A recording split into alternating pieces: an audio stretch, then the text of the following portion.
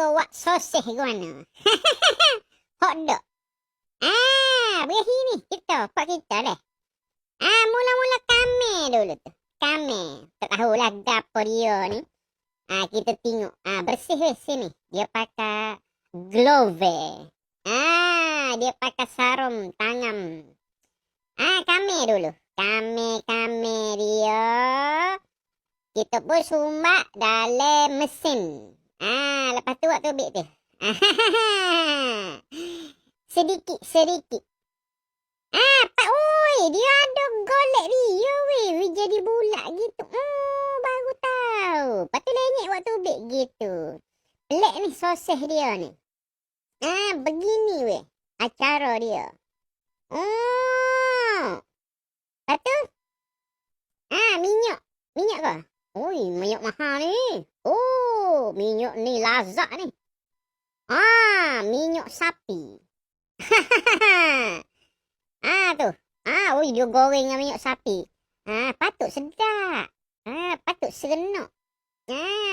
Yolah ke sosis ni. Nampak super sosis ni. Batuk comel ni. Tu. Jauh. Guna mesin ni. Canggih dah. Pak dia lah ni. Tu dia buih. Gapa buih-buih tu. Dia tapis. Dia goreng. Takut hangit lah. Hangit. Tak ada kualiti lah kalau hangit kat. Kau kuih gapo ni? Kau donat? Tak okay donat dah. Begini tak. Nampak super sosis ni. Nampak tu? Super sosis. Walau macam mana pun, kita jangan buat andaian lagi. Kita tunggu barang ni masuk dulu. Baru kita tahu apa nama. Ada buruk tak tengok ni, tak tengok. Kita tengok sekali. Kita tengok sama-sama.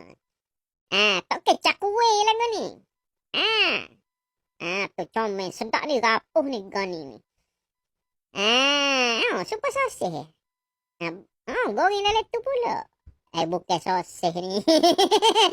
Air gula tu dia bubuh tu. Serupa sosis bukan. Bukan. Tak tahu apa sama.